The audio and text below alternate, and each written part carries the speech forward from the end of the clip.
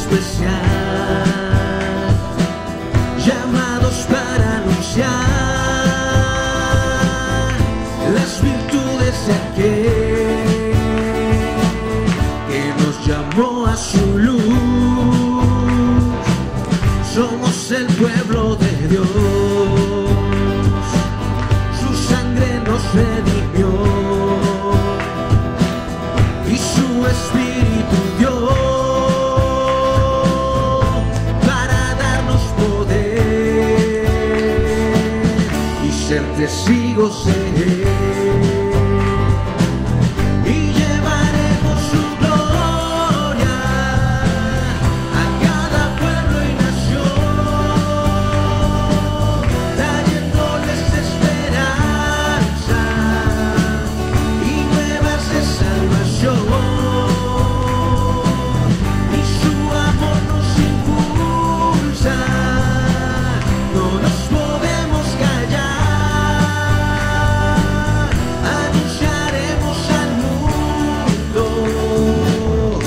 Su amor y verdad.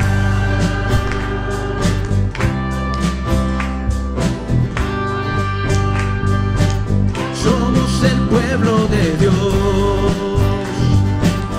somos un pueblo especial, llamados para anunciar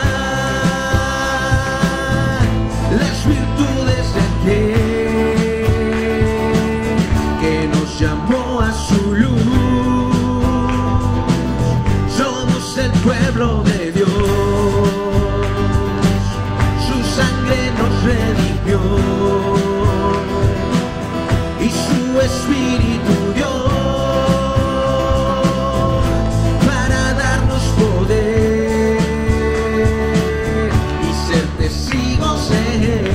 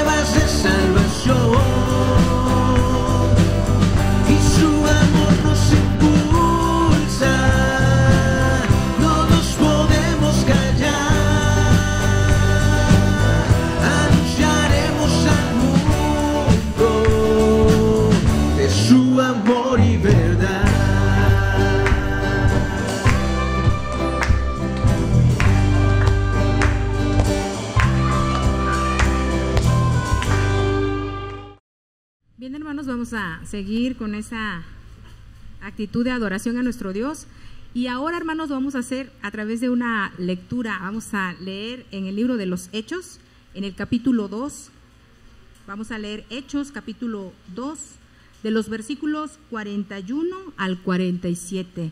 Son pocos versículos, así que vamos a hacer esta lectura todos juntos. Una vez que haya encontrado la lectura, hermano, le voy a pedir por favor que se ponga de pie. Hechos 2, del 41 al 47, y vamos a hacer esta lectura todos juntos. Puestos de pie, mis hermanos, una vez que encuentren su lectura. La palabra del Señor dice así: así pues, los que recibieron su mensaje fueron bautizados, y aquel día se unieron a la iglesia unas 3,000 personas. Se mantenían firmes en la enseñanza de los apóstoles, en la comunión, en el partimiento del pan y en la oración. Todos estaban asombrados por los muchos prodigios y señales que realizaban los apóstoles. Todos los creyentes estaban juntos y tenían todo en común. Vendían sus propiedades y posesiones y compartían sus bienes entre sí según la necesidad de cada uno. No dejaban de reunirse en el templo ni un solo día. De casa en casa partían el pan y compartían la comida con alegría y generosidad, alabando a Dios y disfrutando de la estimación general del pueblo. Y cada día el Señor añadía al grupo los que iban siendo salvos. Amén. Y así damos el tiempo al hermano Wilmer, que trae la prédica de esta mañana. Vamos a estar reflexionando en este pasaje bíblico, hermanos. Hemos de recordar que hoy estamos celebrando algo. ¿Alguien puede recordarnos o recordarme qué celebramos el día de hoy, hermano? No quiero decir nombres porque yo como que siempre forzo a los demás a hablar, ¿verdad? ¿Qué se celebra ¿cuánto estamos hoy de fecha? 10 de agosto, número perfecto. ¿Qué celebramos hoy, hermana? Díganos, hermana Marta, ilumínenos.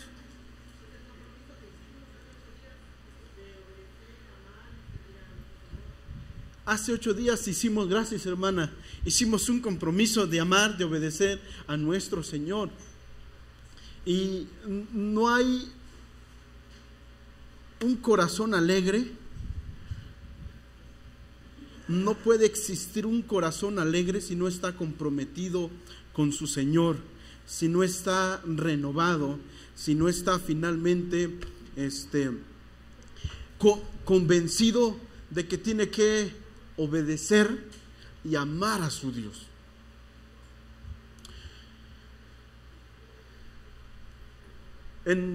Hace tiempo, unos años atrás, hicimos un análisis en nuestro plan de negocios, o plan de trabajo, o sesión de negocios.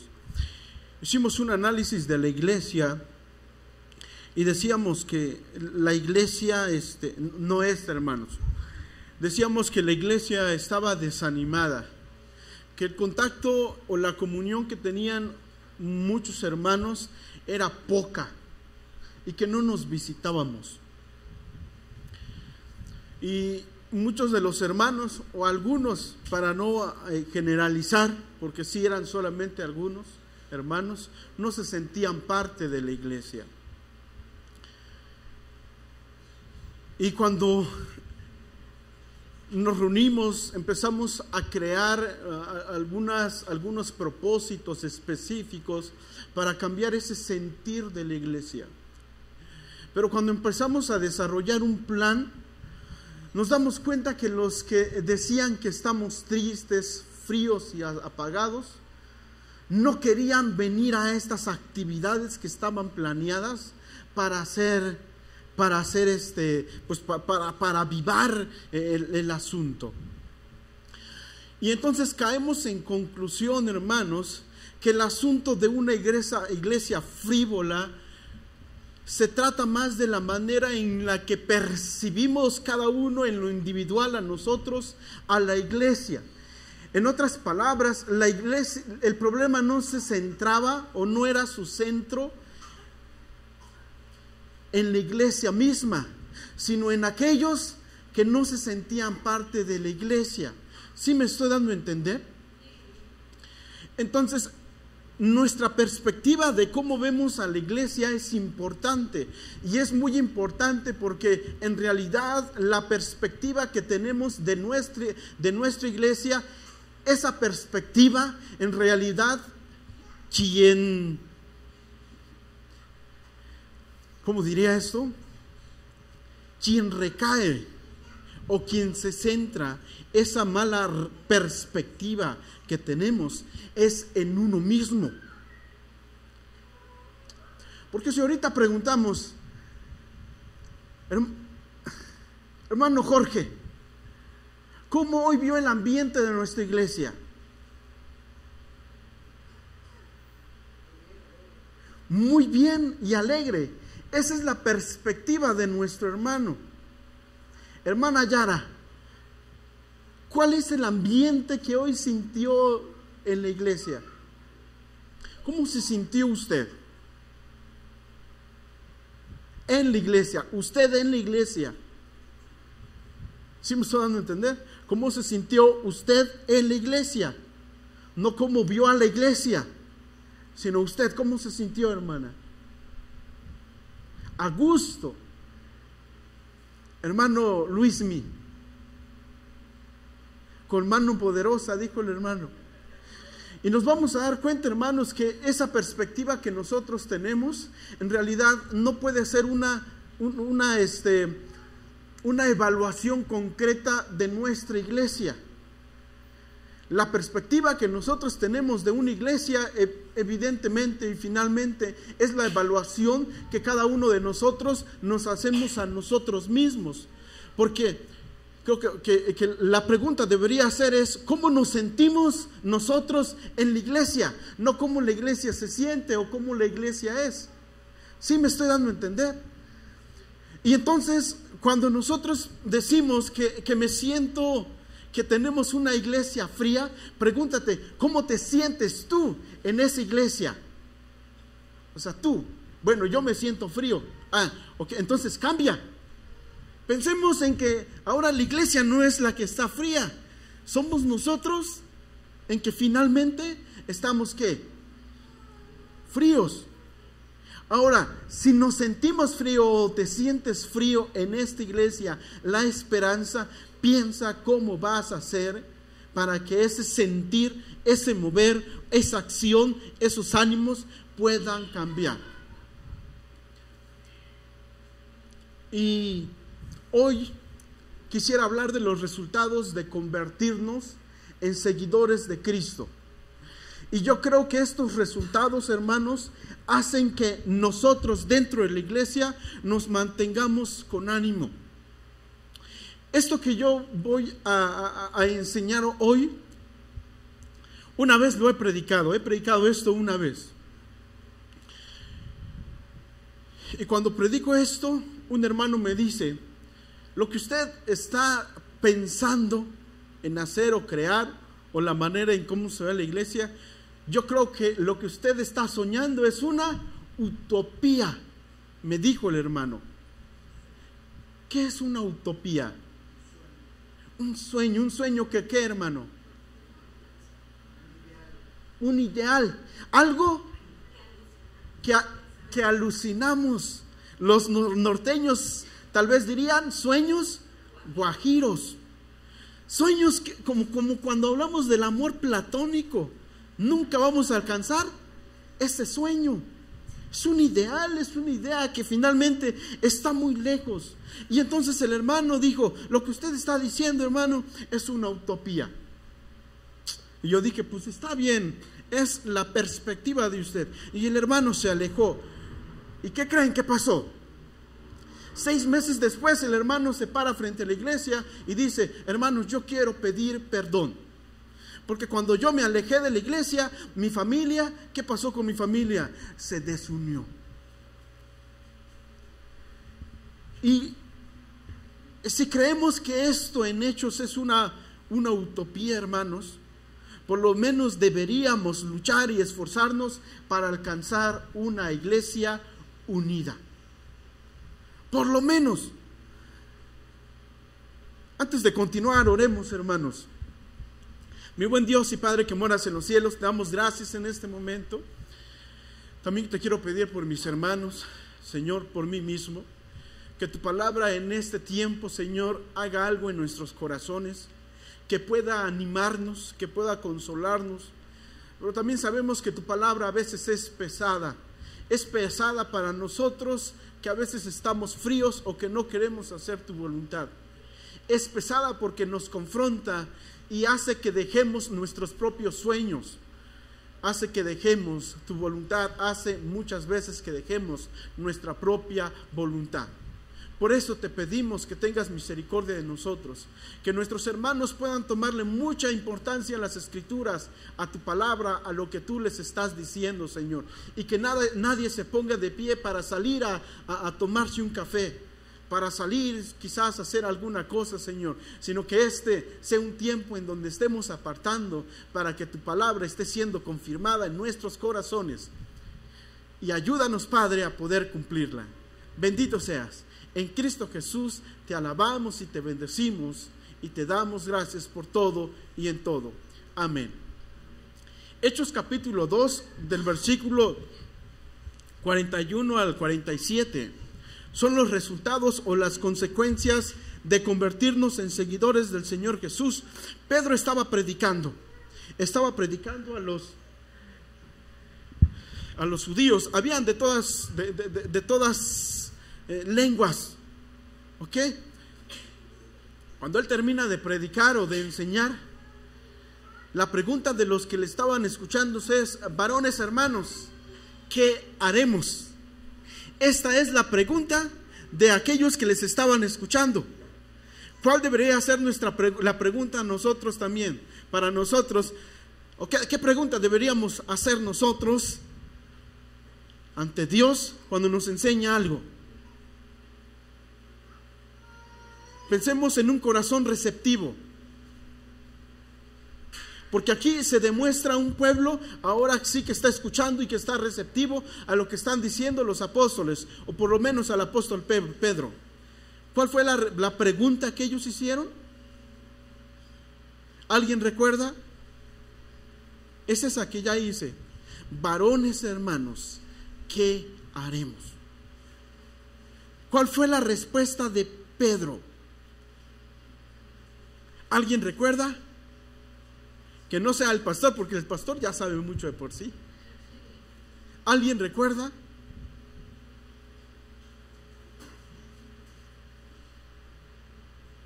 Arrepentíos y creed en el Evangelio y bautícense cada uno de vosotros en el nombre de nuestro Señor Jesucristo.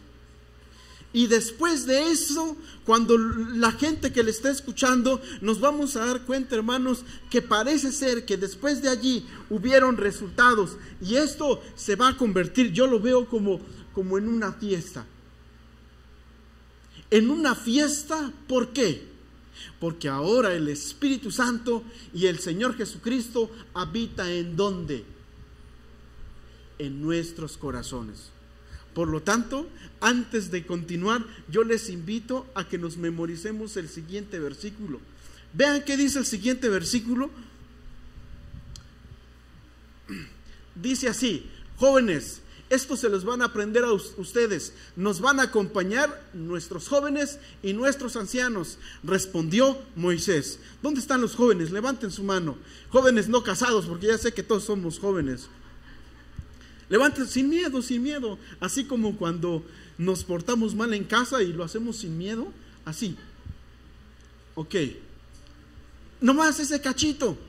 Jóvenes todos juntos, dice así: nos van a acompañar nuestros jóvenes y nuestros ancianos. Respondió Moisés. Hermanas, mujeres, también nos acompañarán nuestros hijos y nuestras hijas. ¿Ya lo tienen? Levanten la mano, mujeres. Sí, entran allí, hermana, porque aquí nomás creemos y por convicción que nomás hay dos tipos de sexos. También nos acompañarán nuestros hijos y nuestras hijas. De nuevo.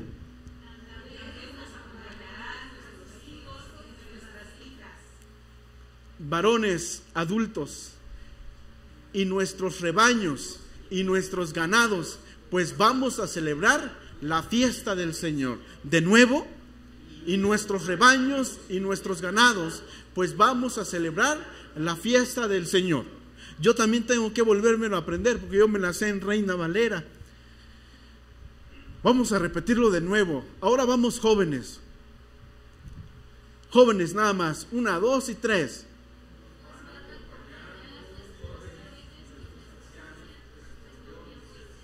Ok, mujeres.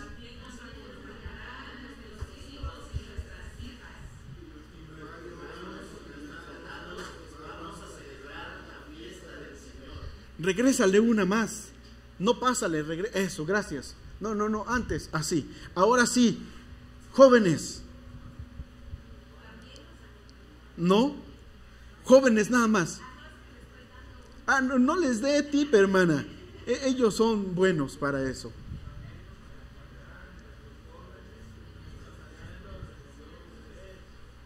Así fuerte, más fuerte.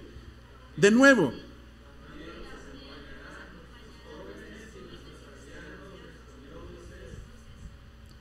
Allí está el también, ¿verdad? ¿Qué creen, hermanos? Creo que les traje otra versión, pero está bien. Está bien esa versión.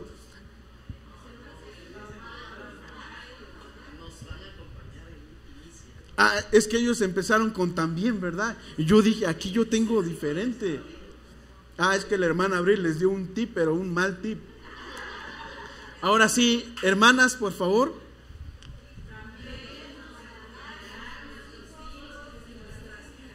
Varones, y nuestros rebaños y nuestros ganados, pues es nuestra fiesta solemne para el Señor. Pues vamos a celebrar la fiesta del Señor. Vamos a seguir repitiéndolo, hermanos. Yo sí me la sé, pero en Reina Valera, ¿quiénes son los que han de ir? Hemos de ir con nuestros hijos y con nuestras hijas, con nuestros abuelos y con nuestras ancianas, con nuestras vacas y con nuestros bueyes hemos de ir, porque es nuestra fiesta solemne para Jehová, dice Reina Valera. Pero bueno, no estamos aquí con Reina Valera, y yo espero que podamos seguir aprendiéndolos. El domingo próximo vamos a hacer lo mismo, y allí nuestro hermano Benja va a sacar un premio bien grande para aquellos que lo tengan ya aprendido de memoria. Ok, hermanos, nuevamente hemos de repetir y de recordar, hoy celebramos nuestro compromiso con el Señor. Por lo tanto, nuestro resultado deben ser estos tres resultados que podemos llevar a cabo, porque finalmente tenemos a Cristo en nuestro corazón y nosotros nos hemos comprometido ¿a qué? A seguir a nuestro Señor Jesucristo. Esta es la enseñanza número 1. Vean, este es el primer resultado. Ahora sí, dele uno, por favor, hermanos. Hermano Raúl, uno más. Este es el primer resultado. Firmeza. Firmeza. Reina Valera y otras versiones van a traducir perseveración. Perseveraban en la doctrina de los apóstoles. Acá traduce, se mantienen firmes en la enseñanza de los apóstoles. ¿Qué significa la palabra perseverar o firmeza? La palabra perseverar, hermanos, no se trata de estar parados allí en el lugar y estar allí reposadamente. La palabra firmeza viene su uso, en su uso se utiliza más para referirnos a un soldado que está firme. Un soldado que está ¿en qué? En guardia o sí, en guardia, ¿no, hermano? En guardia, ¿verdad? Pero hermano Raúl, un soldado está en guardia y mientras que está en guardia, ¿cree que está precavido? ¿O para qué está en guardia? Debe mantenerse consciente y con alerta, en estado de alerta en todo momento. Ok, según la palabra perseverar o firmeza se trata de mantener una postura, pero no manteniendo una postura meramente, porque es un soldado que debe de guardar la postura. Según lo que leí en los diccionarios, se mantiene una postura firme para estar alerta. No sé si así funciona en la actualidad, hermano, pero se mantiene esta postura. Es como cuando aquella persona que va a las carreras o que está compitiendo y dicen en sus marcas. ¿Cuál es la postura de una persona cuando dicen en sus marcas? Hermano Nelio, ¿nos puede hacer una demostración? No se cree, hermano. Pero ¿cuál es la postura que hace una persona cuando el que está allí, quizás el líder, yo no sé de eso, está diciendo en sus marcas? ¿Qué postura hace la persona? O toma, ¿sigue parado? ¿Qué? Se prepara, pero ¿cómo se prepara? Se agacha, hacen algo como así, ¿verdad? Y cuando dicen listos, ¿qué otra postura toman? Como que se encorvan o se levantan tantito, ¿verdad? Levantan la cabeza, dice el hermano. Esta palabra perseverar o estar firmes, se trata de las posturas que nosotros hacemos para hacer algo o para iniciar algo. No puede ser como un soldado que está allí, pero no está allí nada más porque le dijeron, pues estate allí y vas a estar de esta manera quizás. Tienes que estar allí, pero guardando una postura que te ayude a ¿qué? Hacer lo que tienes que hacer. Hermano Raúl, ¿dónde va un arma? Aquí en el derecho. ¿Y si lo tengo aquí qué? ¿Por qué tiene que estar allí la pistola, hermano? Nada más para cuando me saquen un dientecito mal y me duela, saco la pistola nada más. Pero imagínense que la tenga hasta por acá. De aquí que lo saque yo, ¿qué pasaría, hermano? Ya me bajaron. Un arma está aquí. Yo no sé si un arma de más alto calibre, yo he visto que algunos lo traen en la espalda, pero ¿dónde debería estar, hermano? ¿En la espalda o aquí?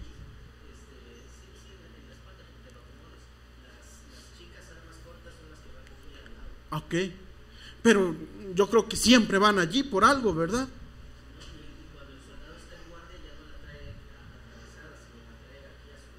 Por cualquier cosa.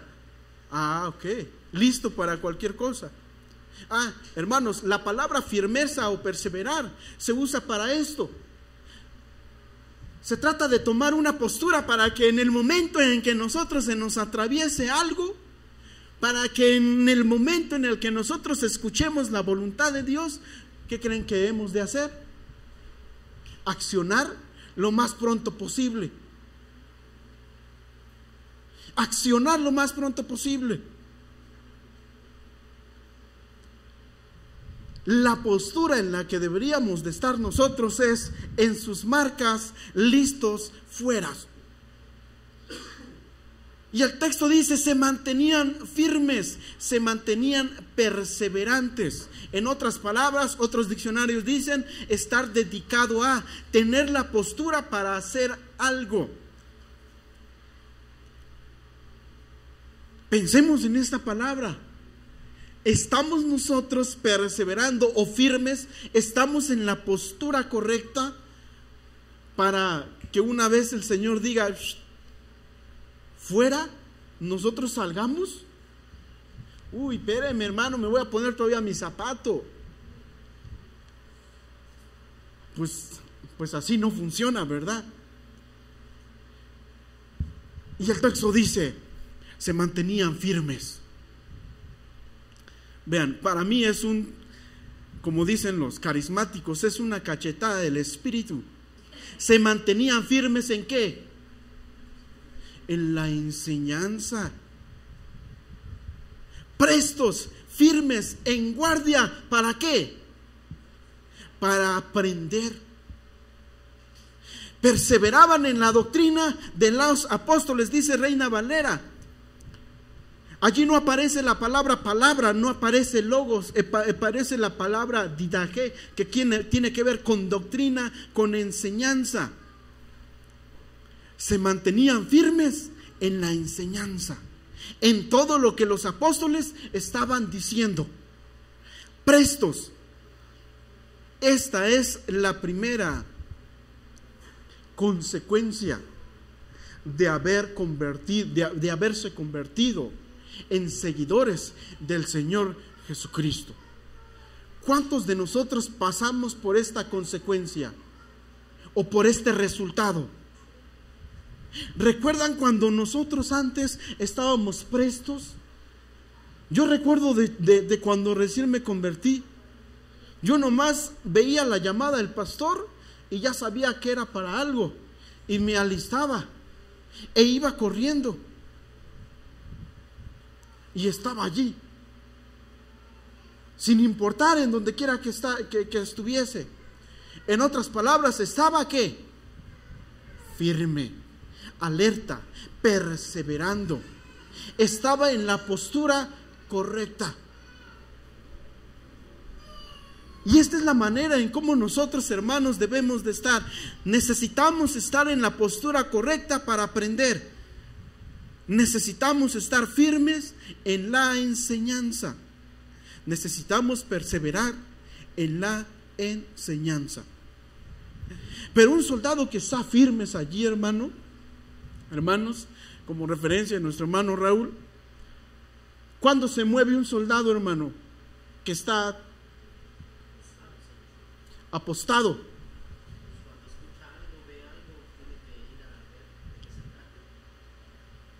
¿Ok? Y mientras no escuche nada, pero en su mismo lugar. ¿Ok? Y en su mismo lugar. ¿Por qué estoy diciendo todo esto, hermanos? Porque vean, ¿en qué nosotros debemos estar alertas? ¿Cuándo nosotros únicamente debemos movernos? Cuando se trate de enseñanza, cuando se trate de aprender. Este es el primer resultado. Si nosotros deseamos una iglesia fervientes, necesitamos estar firmes en la enseñanza. Este primer resultado es uno de los primeros resultados más grandes, puesto que aquel que escucha es un discípulo. Nosotros nos convertimos en discípulos del Señor Jesucristo cuando hacemos el compromiso de seguirle. Por lo tanto, si somos discípulos de Él, estamos comprometidos en su enseñanza, firmes en la enseñanza. Esta palabra nuevamente tiene muchos usos. Uno de sus usos es tomar la postura. Y mientras que yo esté tomando en la postura, no debe de haber nada que pueda hacerme cambiar de postura. Por ejemplo, en la carrera, cuando nuestro hermano Onelio ya está encorvado para salir, ¿en qué se concentra nuestro hermano Onelio para salir corriendo? ¿En qué, hermano? Sí, pero antes de la meta, para salir corriendo, ¿qué es lo que tienen que decir? ¿La instrucción de qué? De salir corriendo. De estar finalmente libres para salir corriendo. Pero mientras que el hermano está en la postura, ¿hay alguna otra cosa que le haga salir? No hay nada. ¿Y hay alguna otra cosa que le deje dejar su postura, que le haga dejar su postura? No. La palabra firmeza, hermanos, también tiene que ver con eso. Nosotros no podemos dejar nuestra postura cuando alguien más está hablando o cuando hay algún otro tipo de enseñanza. Únicamente hemos de tener la postura y seguir en nuestra postura y salir cuando la verdadera y correcta enseñanza finalmente esté siendo enseñada. ¿Por qué estoy diciendo esto, hermanos? Estoy diciendo esto porque a veces la enseñanza no es muy buena para nosotros. Y me explico con lo que no es muy buena para nosotros. ¿O creen ustedes que toda la palabra es buena para nosotros? Cuando yo digo que no es buena para nosotros, estoy hablando de nosotros, nuestra carne. La palabra no es buena para nosotros a veces. Por ejemplo, el joven rico, ¿qué le dijo Jesús? Anda, vende todo lo que posees y dáselo a quienes. ¿Fue buena para él o no? Para él no. ¿Ok? ¿Y qué hizo el joven rico? Se sintió y se fue. Se fue triste. Él estaba diciendo, su pregunta era, ¿qué haré para heredar la vida eterna? Y la respuesta es, lo tengo todo. Mientras que él estaba allí, tenía la postura de querer hacer algo, de querer convertirse en seguidor del Señor Jesucristo. El problema es que Jesús le enseñó o le dijo, anda, vende todo lo que tienes y dáselo a los pobres. El joven rico fue movido de su postura y se fue. ¿Qué debió de hacer el joven rico? Obedecer. nosotros no podemos dejar nuestra postura, aunque la palabra sea confrontativa.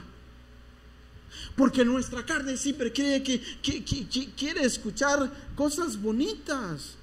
Tenemos la victoria en el Señor Jesucristo. ¿Y quién nos puede separar del amor de Dios? Ni tristeza, ni tribulaciones, etcétera. Y eso es bonito para nosotros, ¿o no?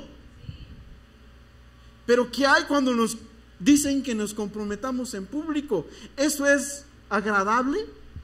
No es. Pero la palabra de estar firmes no se trata de seleccionar aquellas cosas que a mí me gustan o que me convienen. Estar firmes en la palabra es aceptar todo como venga. Y no solamente estar seleccionando. Esto sí, es que esto me lo dijo para mí. Esto otro lo dijo como que para mi esposa. Porque ella es así. Pero estar firmes, hermanos, es abrazar la palabra y finalmente dejar la postura cuando la enseñanza nos haga dejar nuestra postura. Pero algunos pierden o dejan su postura porque no les gustó lo que Dios dijo. Y algunos otros lo dicen y eso está bien. Cuando en la iglesia empezamos a hablar de compromiso, yo creo que hay muchos que se enojan y salen enojados. Un hermano, después de la predicación, no aquí, en otra iglesia, me llamó y me dijo: hermano, yo quiero hablar con usted y mi esposa también quiere hablar con usted. Y nos paramos allá en un carrito blanco, una van que nos cubría de los demás hermanos. Y la hermana me dice: hermano, no me gusta cómo predica. Y agrega: no es la manera en cómo predica o enseña, es el que está enseñando. En otras palabras, no me gusta, no usted cómo enseña, sino su predicación.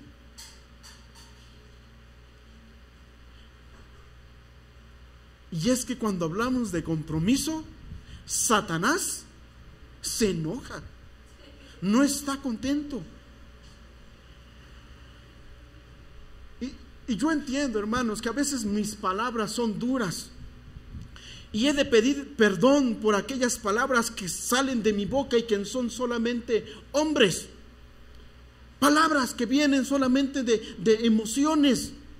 Pero nunca hemos de pedir perdón por aquellas palabras que el Señor ha puesto en nuestros labios y que los vemos plasmadas en las Escrituras. No pida perdón, finalmente, por enseñar aquello que es Escritura. Pero si adelante dijo un chismecillo de algún hermano, allí sí, usted la regó. Pero hermanos, cuando hablamos de enseñanza de las Escrituras, nosotros necesitamos estar firmes. En otras palabras, necesitamos estar en una postura que nos ayude a cumplir, a llevar a cabo las sagradas Escrituras. ¿Qué postura hemos de tomar?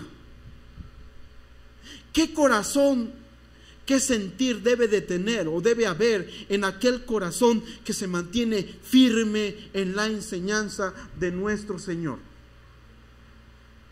¿Qué sentir? ¿Qué debe de haber en un corazón que está firme, perseverando en postura para hacer lo que la enseñanza dice? Vamos a preguntarle a los que ya se están durmiendo. No se crea, aquí nadie se está durmiendo. Hermana, ¿cuál debe ser el sentir de aquel hermano que tiene la postura para hacer aquello que Dios le diga que haga?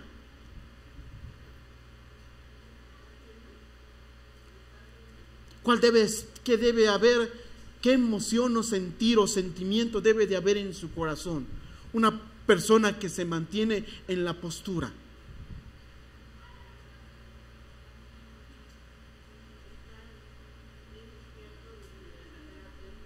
Estar atento. Hermana Carmen, humildad, ¿ante qué? ante la enseñanza. ¿Qué le habrá faltado al joven rico? Obediencia, humildad, ¿qué más? Pero pensemos en cómo nosotros, qué tipo de corazón o qué sentimiento, sentir debería de haber en nuestros corazones en el momento en el que nos acercamos a las Escrituras. Pensemos en ello. Se mantenía firmes en la enseñanza, pero no solamente eso, se mantenían firmes en ¿qué más? En la comunión. En la comunión. En otras palabras, tenían la postura finalmente para tener comunión. Y esta palabra parece ser que ya hablamos en algún momento de esta, si no mal recuerdo. En la comunión, tener algo en común para hacer algo. Tener algo en común, no se me duerman, hermanos. Tener algo en común, finalmente, para crear algo, para hacer algo. El hermano está presto, pero ya para irse a dormir a su casa. Se mantenían firmes en la enseñanza de los apóstoles. ¿En qué más? En la comunión. Deberíamos de estar prestos para aquellos hermanos que nos hablen y nos digan: hermano, necesito que usted venga a orar a mi casa. No en este momento, pero cuando usted pueda. ¿Qué deberíamos de hacer? Estar en la postura.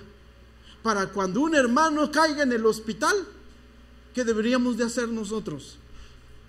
¿Irlo a visitar?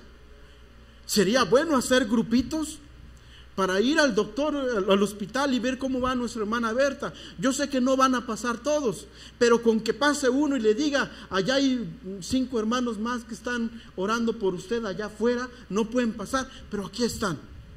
De eso se trata, tener comunión. Y para eso nosotros deberíamos de estar prestos. Y no decir: ay, es que como ellos no trabajan, como ellos tienen todo el tiempo del mundo, por eso pueden hacerlo todo. Pues dese el tiempo, genere el tiempo, compre tiempo, como ya lo dijimos, para hacer esto. Se mantenían en la postura para tener comunión. Y vean esto, ¿qué más? En el partimiento del pan. Aquí hay una lucha entre grandes, entre escritores, si se trata de un convivio común o se trata de la Santa Cena. Cualquiera de las dos es buena, porque antes la Cena del Señor, que no se llamaba así, pero antes se hacía una fiesta. Aún los corintios eran acusados de algunos traer frijolitos y otros traían pollo, y el que traía pollo se lo comía más rápido para no compartir. Fueron acusados por eso. Entonces la cena del Señor, en la cena del Señor se hacía una fiestecita grande. Pero si nosotros analizamos allá primera de los Corintios capítulo 11, nosotros nos vamos a dar cuenta entonces que para celebrar la Santa Cena se necesita que nosotros hagamos ¿qué? Un análisis de nuestras vidas. Porque si alguno probar el pan o el vino sin haberse analizado antes, el texto lo va a decir. Ya muchos han muerto por causa de eso. Pero no estamos allí. ¿Cuál es el punto de esto, hermanos? Que cuando el texto dice el partimiento del pan, eso significa que los hermanos permanecían analizando sus vidas, oh santos. No quiero hacer mucho hincapié en esto porque en otra ocasión vamos a verlo. Y vean qué sigue diciendo. ¿Y en la qué más? Y en la oración. Cuando los hermanos analizaron la iglesia y dijimos que estaba fría, nosotros dijimos que nos íbamos a parar todos los días a las 6 de la mañana a orar por nuestra iglesia. ¿Cuántos creen que dijeron que sí? Los más viejecitos. Habían 7, incluyéndome a mí y a mi esposa, si no mal recuerdo, que estábamos firmes. Todos los días a las 6 de la mañana nos levantábamos a orar. ¿Cuántos de nosotros estamos dispuestos a pagar el precio y de levantarnos a orar? Grupos de oración deberíamos de tener. Hermanos, no quiero decir más porque a veces me comprometo y hay cosas que yo no debo decir o puedo decir. Pero pensemos, ¿cómo vamos a hacerle entonces para que ese sentir, para que mi sentir se convierta en algo mejor y no se quede estancado? Pero el texto dice que se mantenían en la postura, ¿para qué? Para orar. Solamente bastaba para decir fuera y se ponían a orar. Tenían la postura de para estar orando. ¿Cuál es la postura que normalmente nosotros tomamos para orar? De rodillas lo hacemos, ¿verdad? Y los discípulos se mantenían en la postura. Tal vez no estar arrodillados de todo el día, porque no está hablando de eso, está utilizando una metáfora, no está hablando de estar con la postura física, sino de estar prestos. Se mantenían en la postura, ¿para qué? Para orar. Algunos ahorita tienen la postura, pero no es que estén orando. Pero necesitamos tener la postura, ¿para qué? Para orar. En el partimiento del pan y en la oración. ¿En qué deberíamos nosotros mantenernos firmes? En la enseñanza, en la comunión, en el partimiento del pan y en la oración. Allí está claro. No voy a ponerle más cosecha a esto. Únicamente con que nosotros nos llevemos en nuestros corazones que debemos tener la postura para la enseñanza, para la comunión, para que romper el pan o quebrar el pan o comer el pan, y tener la postura, ¿para qué? Para orar. Quédese con eso, porque la segunda enseñanza es esta. Por eso le dije que es como algo muy repetitivo este texto. Todos estaban asombrados por los muchos prodigios y señales que realizaban los apóstoles. No ese es el texto, es el versículo que sigue, pero vean qué dice. Todos estaban ¿qué? Asombrados. NBI dice que por los muchos prodigios y señales que realizaban los apóstoles. En otras palabras, que ese temor o ese asombramiento era producida por los prodigios y señales que realizaban los apóstoles. Pero esta palabra que está allí en asombrados, algunos lo traducen, otras versiones lo traducen también como temor. Pero que no es un temor que proviene de los prodigios o señales o maravillas que hacían los apóstoles, porque esa palabra temor está en un tiempo pasivo. En otras palabras, no había otra cosa o alguna actividad que los introdujera temor, sino que finalmente ellos estaban en pasivo y alguien más les inducía a tener ¿qué? A tener temor. Allí vemos un verbo deponente. ¿Qué significa? Pues significa muchas cosas. Pero leamos el texto. Comunión de los creyentes. Allí me equivoqué, es el título. Vean el 43 de las Américas. Sobrevino temor a toda persona. Y ahora sí, y muchos prodigios y señales se hacían por los apóstoles. En otras palabras, ese temor no es introducido por los prodigios o señales que hacían los apóstoles. Nueva Traducción Viviente dice así: un profundo temor reverente vino sobre ellos y los apóstoles realizaban muchas señales milagrosas y maravillosas. Palabra de Dios para todos dice: todos sintieron un profundo asombro y los apóstoles hacían muchas maravillas y señales milagrosas. ¿Qué les estoy diciendo con esto, hermanos? Y vean cómo el texto está plasmado. ¿Qué pasaría si nosotros empezáramos a practicar lo que estos seguidores del Señor Jesucristo hacían? ¿Qué pasaría? ¿No serían estas prácticas que darían como resultado este temor? Yo creo que sí. Yo creo que aquel que practica o que está presto para la enseñanza, para la comunión, para la Santa Cena o para la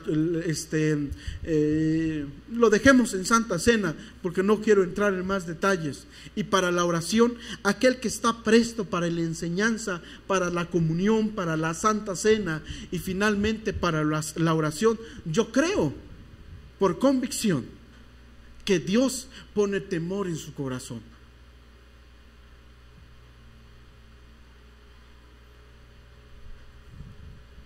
Finalmente, ese asombro que está allí, de por sí no es un temor, es un temor finalmente que es ajeno a nosotros y que se introduce.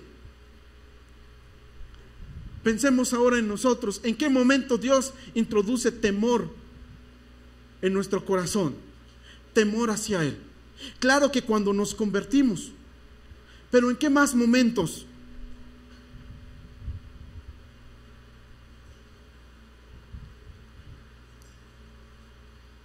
Pensemos, hermanos, y analicemos esto. Yo creo que aquella iglesia que se mantiene unida en oración, en la enseñanza, en la comunión y en la Santa Cena, yo creo que el Señor pone temor en sus corazones. Este temor, hermanos, no es un temor que se pueda alcanzar meramente por meras acciones. Es un temor que finalmente es introducida en el corazón del creyente por Dios.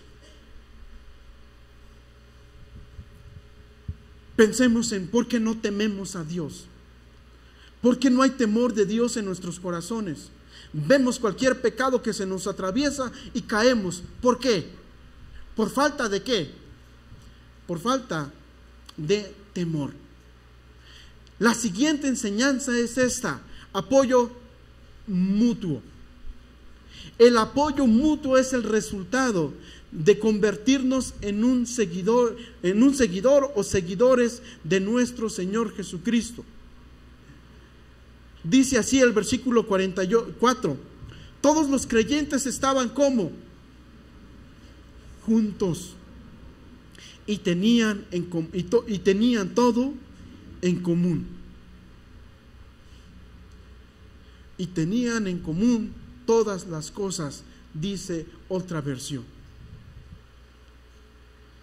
Cuando utiliza aquí nuevamente la palabra juntos, no se trata de estar en un lugar siempre todos juntos. No se trata de que estemos todos los días aquí en el templo. No está hablando de eso la palabra juntos. Está hablando de que cada uno de nosotros estamos en el lugar donde tenemos que estar, pero finalmente estamos como juntos.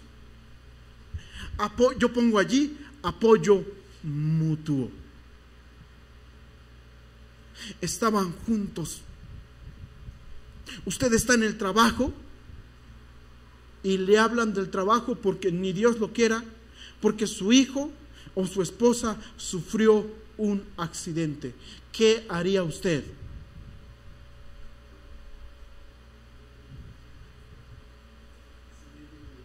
Salir de inmediato. ¿Pediría usted permiso con el patrón? Ni tiempo habría quizás. ¿Por qué? Porque usted saldría corriendo. Y de eso se trata, de estar juntos. ¿Necesitamos tener el mismo pensamiento para estar juntos? No. No necesitamos estar con el mismo pensamiento para estar juntos. Yo vivo con mi queridísima esposa. Yo nunca había comido frijoles con una cebollita adentro de la olla de frijoles. Pero ahora, ¿saben qué? Yo los como. Los como. no me gusta a mí, pero ¿qué creen? ¿Seguimos juntos? Seguimos juntos. Hasta hoy, Dios, gracias a Dios. Pero eso se trata, hermanos, de estar juntos. No compartimos las mismas ideas, pero sí estamos en el mismo sentir. No tenemos las mismas ideas. Compárenme a mí y a mi esposa.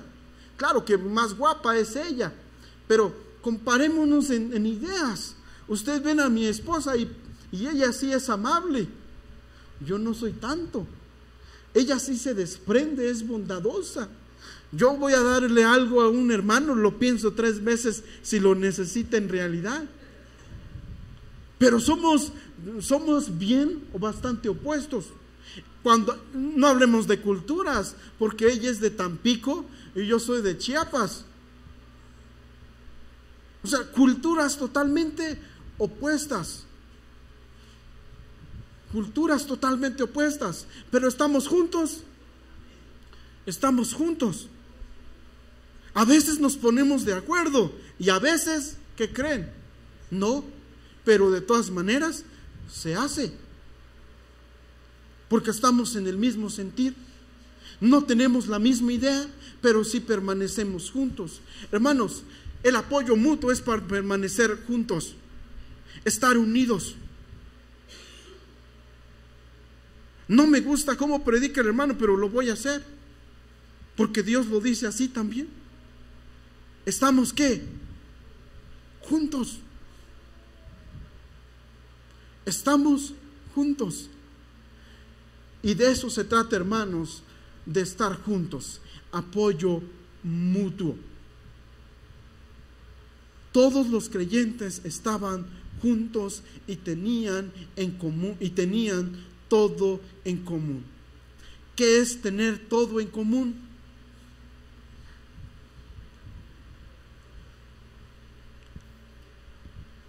Diga, hermano Eduardo.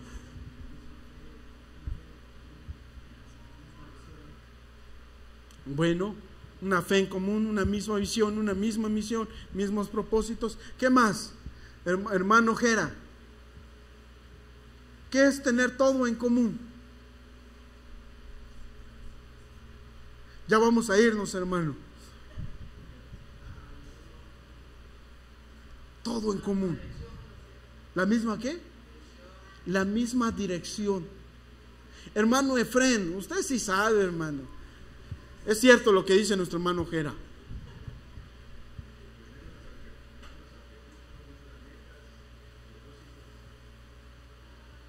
Necesitamos un carro para la misión. Allí está, hermano, mi carro. Úselo. Eso es tener en común las cosas. La misma fe de por sí ya la tenemos. Pero el texto no está hablando de misión, visión, propósito, porque eso es lo que normalmente decimos y está bien. Aquí está hablando de cosas. Tenían todas las cosas en común. Los primeros cristianos fueron conocidos como los del camino.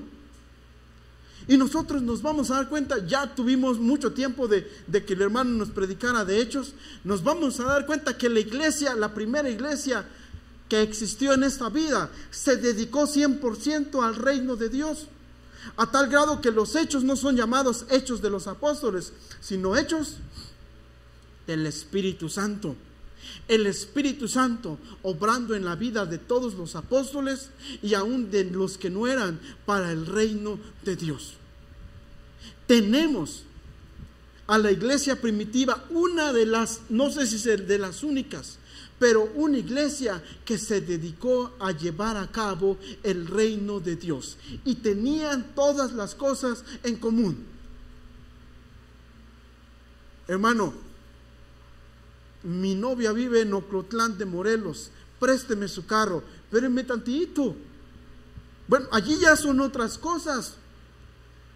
Si usted va a utilizar mis cosas para hacer otras cosas que no convienen, pues no. El texto no está hablando de eso. de estar prestando nuestras cosas para que los hermanos hagan lo que se les pegue la regalada gana. No, el texto no habla de eso. Tiempo me hace falta, hermanos. A mí me hace mucha falta tiempo para explicarles todo. Todos los creyentes estaban juntos y tenían todo en común. Vean el versículo 45. Vendían sus propiedades y posesiones y compartían sus bienes entre sí según la necesidad de cada uno. Por eso el hermano aquel me dijo: hermano, lo que allí está escrito es una utopía. En otras palabras, es un sueño. Quizás es un sueño que se quiere alcanzar en este tiempo, pero para nosotros que creemos en las Sagradas Escrituras, esto no fue un sueño solamente. Estas son las cosas que practicaban o se practicó en la primera iglesia que surgió en aquel entonces.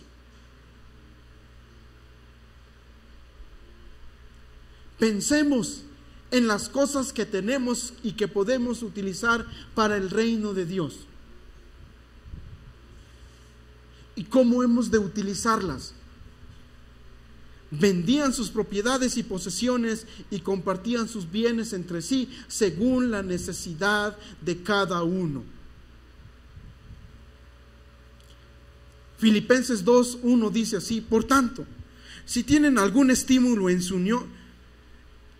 unión con Cristo, algún consuelo en su amor, algún compañerismo en el espíritu, algún afecto entrañable, llénenme de alegría teniendo un mismo parecer, un mismo amor, unidos en alma y pensamiento. No hagan nada por egoísmo, por vanidad, más bien con humildad. Consideren a los demás como superiores a ustedes mismos.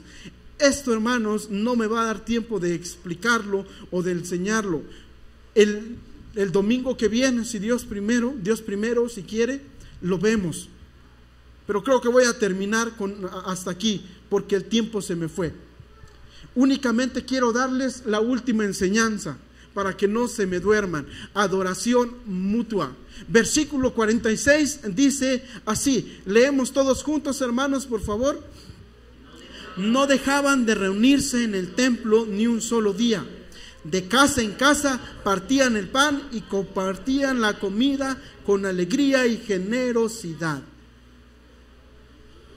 Vean, no dejaban de reunirse en el templo ni un solo día. Esto a mí me recordó la misión que visitamos, ¿verdad? De casa en casa se partía el pan. Aquí no está hablando de la cena. Y compartían la comida, ¿cómo? Con alegría y generosidad. Estimados hermanos, ¿qué hemos de hacer nosotros delante del texto que estamos ahora leyendo? ¿Qué vamos a hacer? Versículo 47, alabando a Dios y disfrutando de la estimación general del pueblo. Y cada día el Señor añadía al grupo a los que iban siendo salvos. ¿Qué vamos a hacer frente al texto cuando nos dice el texto, no dejaban de reunirse en el templo ni un solo día? De casa en casa partían ¿qué? El pan y compartían la comida con alegría y generosidad. Algo tenemos que hacer delante del texto. No podemos quedarnos así, hermanos. Los que todavía estamos despiertos, necesitamos ver el texto y ver qué es lo que Dios nos está diciendo y pensar qué vamos a hacer respecto al texto. ¿Qué tal si nos animamos unos a otros para que semanalmente visitemos a una familia? No la misma ni con la que siempre estoy echándome el cafecito. ¿Qué les parece? Los líderes de por sí, ellos ya ni siquiera deberían de pensarlo ahora. Es algo que de por sí ya deberían de estar haciendo. Es algo que ya está en su ADN. Si no, ¿por qué son líderes? Mejor elijamos a otros. No se crean, hermanos, es broma. Pero, ¿qué hemos de hacer con esto? ¿Qué tal, hermanos? Si por lo menos de aquí a diciembre nos comprometemos a visitar una familia, no cada semana, una familia cada 15 días, para que no digan, uy, es mucho.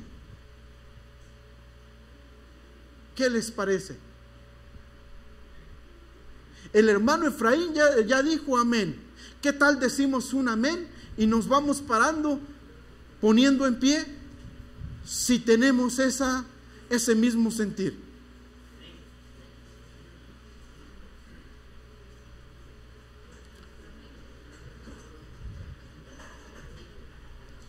Uy, los del seminario pueden visitarnos también, hermano.